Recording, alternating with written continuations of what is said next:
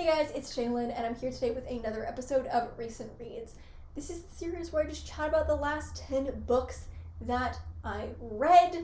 It's pretty chill, tiny little perfect creature who is running around, and I felt too bad to lock her out of the room because she was whining. I can't say no to that face. Who can blame me? So will she be running around whacking my camera equipment? Probably, yeah. But I think we can all forgive her because she's a baby and so tiny. No chewing on the audio wires. That is not for kittens. Today I'm here to just chat about some books. That's what we love. As always, this is just my very subjective take on these books. All books are valuable, and in talking about them, I'm not trying to take away from the worth of the book or what the author has done, or take away from another person's enjoyment or non-enjoyment of the book. This is just the feelings that I had while reading the book, and why I had those feelings, but it's very subjective and not necessarily right?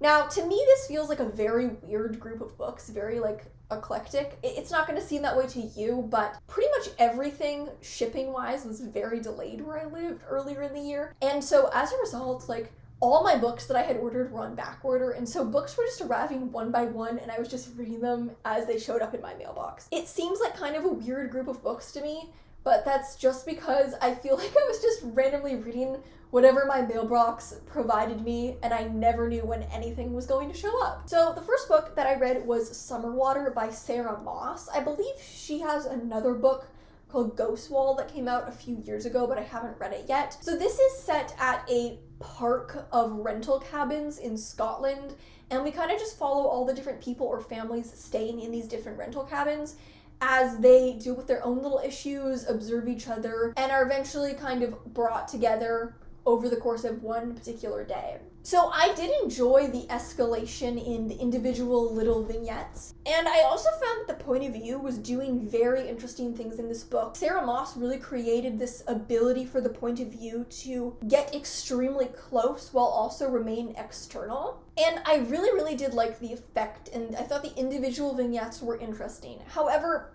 as an effect overall, I never felt attached or deeply connected or even really connected to any character. And so the ultimate payoff at the end of following all these characters, first of all, I didn't have that much investment in it, but also the payoff itself just felt very quick and was glossed over very quickly, so it didn't really feel impactful to me.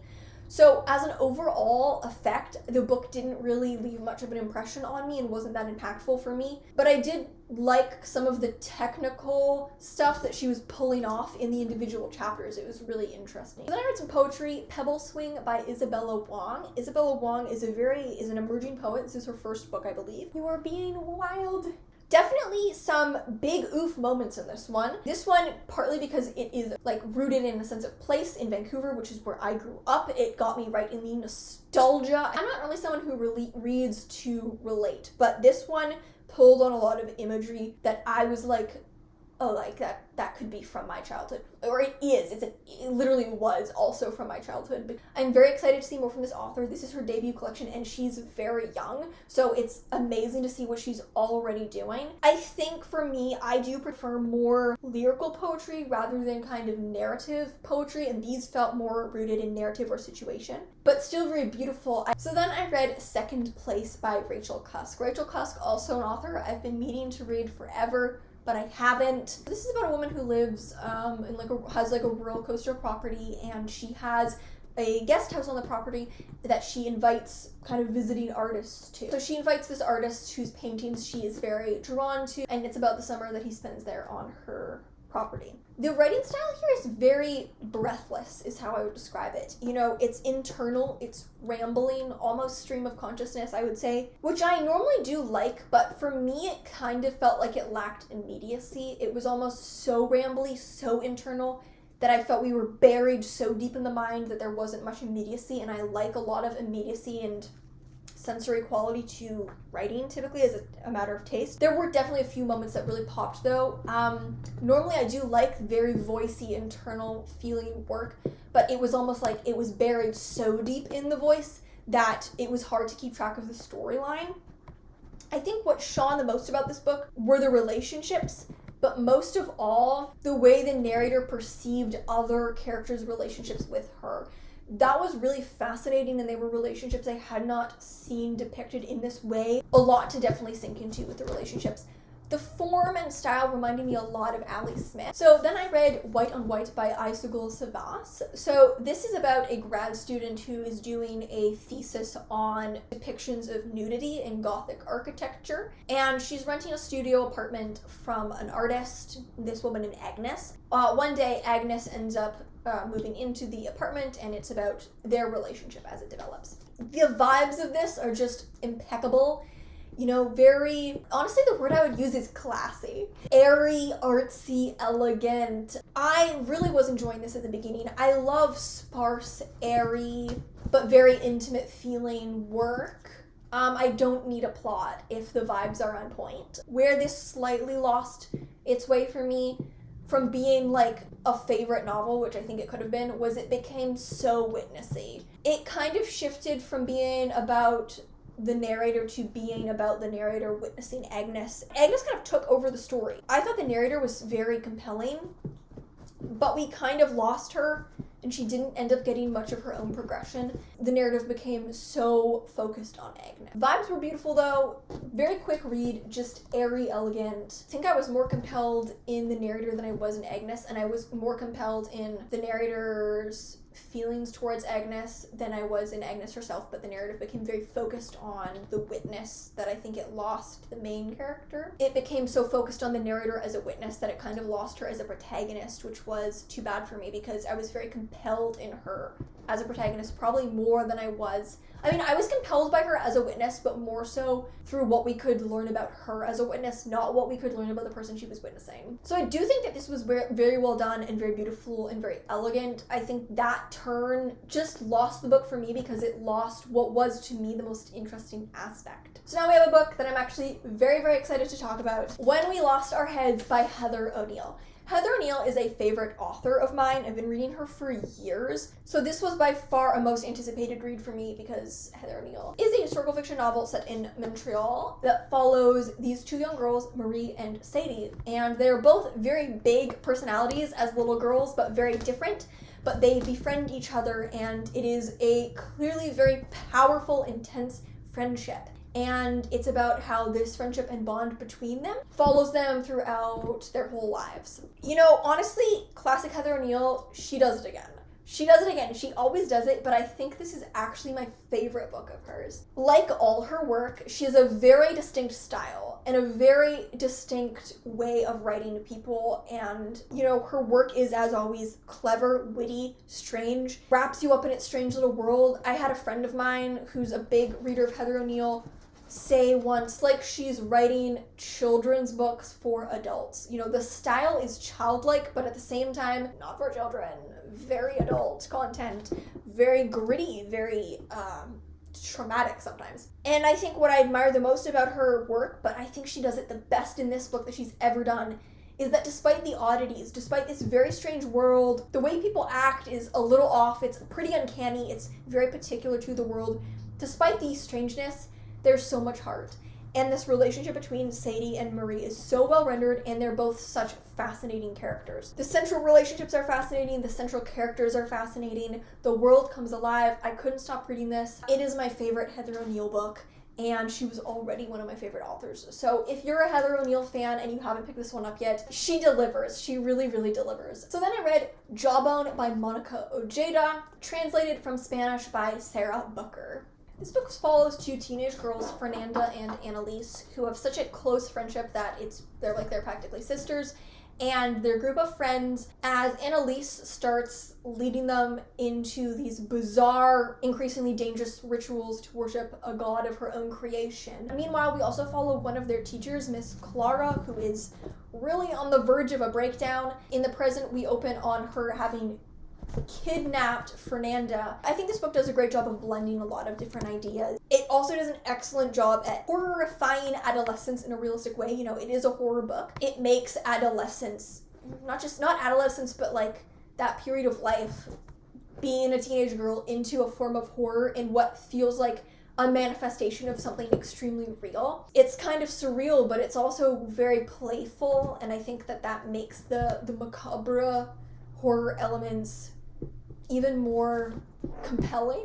I did find that the prose style, paragraph structure, and the way that time is handled caused a lot of clarity issues for me. Some points felt very dense, and it was difficult to follow them kind of for no reason. I didn't understand what the purpose of that was. I think it's just one of those books where when it shines so brightly. Some sections are so fantastic, but some other parts of the book feel very muddled and dense and hard to follow. There are quite a few timelines and POVs. Clara's was the least convincing for me, but there are some formally inventive sections, like ones written as transcripts of therapy sessions, that were so well done, brilliantly done, striking, honestly. I think in the end, I would have just liked more clarity and more payoff and intensity in that final moment, for that moment when all the threads come together. So I had very mixed feelings on this book. I think there's a lot to admire, but there are some things that held it back for me. So then I read Cursed Bunny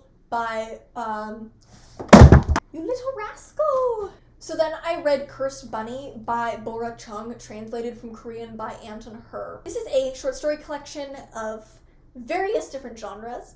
I read this for I don't know would you call it a book club if it's only 2 people, a book club buddy read that me and a friend have been doing on translated horror. So this was our current translated horror book pick, even though I realized the last book I read was also translated horror. I've just been in kind of a translated horror mood. Okay, no, this is a very fun, playful mix of genres. There's sci-fi, there's horror, fable, fantasy, even almost realism. My favorite stories were the first story, which is called The Head, which is a horror piece about a woman who finds a replica of herself growing out of the toilet that follows her wherever she goes. Snare, which is a fable about a man who finds a fox that bleeds gold. And Ruler of the Winds and Sands, which is a fantasy piece about a princess trying to break the curse placed on her betrothed by a warrior who flies a golden ship. Some of the stories just did nothing for me. They felt kind of familiar within their given genres. And overall, I would have enjoyed more imagery. There wasn't a ton of imagery, and I think that with all this range of different genres, creating a more distinct visual atmosphere for each piece would have really, really lifted it up for me. But really cool collection, and really cool to see an author be able to play with so many different genres and do them all well, like the range. So then I read Infinite Country by Patricia Engel. This is a family saga following a family from Colombia who have been split up, with half the family in America and half the family still in Colombia. At the beginning, the teenage daughter of the family, Talia, escapes from a adolescent correctional facility, and we follow the history of the family to show how they ended up getting separated, as well as Talia's escape and her journey to be reunited with her family members. First of all, I just want to say the writing here is really good. Like, this is gonna sound like a lowball criticism, but I mean this actually very highly. That there's clearly an intention here that is being realized. The prose is strong, like it's really smooth without being jarring or flashy at any points, and every so often there's just like a gorgeous turn of phrase that I just had to like really sink in. In terms of prose, a great example of restraint and economy at the same time. I just didn't feel the characters, you know? I didn't feel them as people. I thought Talia was by far the most compelling in terms of like concept and situation. Hi there. No eating my plate. But she didn't really feel like a real living person that I could feel breathing on the page. And that's kind of how I felt about all the characters. Like, I could sympathize with them, but they felt distant, and I didn't feel like they were real people. I think they just lacked specificities needed to create that emotional connection for me to feel like I was reading about real people. Talia's storyline was the most interesting for me, but it was very spread out. Like, ultimately, it has very few...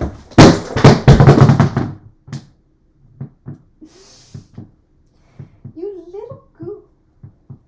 You silly little duckling.